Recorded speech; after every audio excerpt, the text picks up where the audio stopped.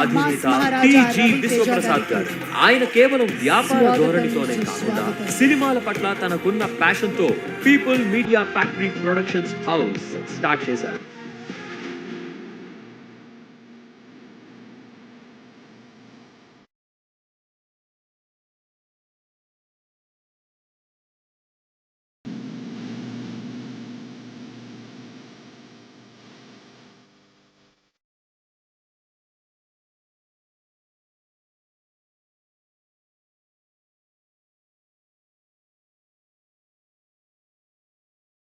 Mass Maharaja Ravi Teja గారికి స్వాగతం సుస్వాగతం.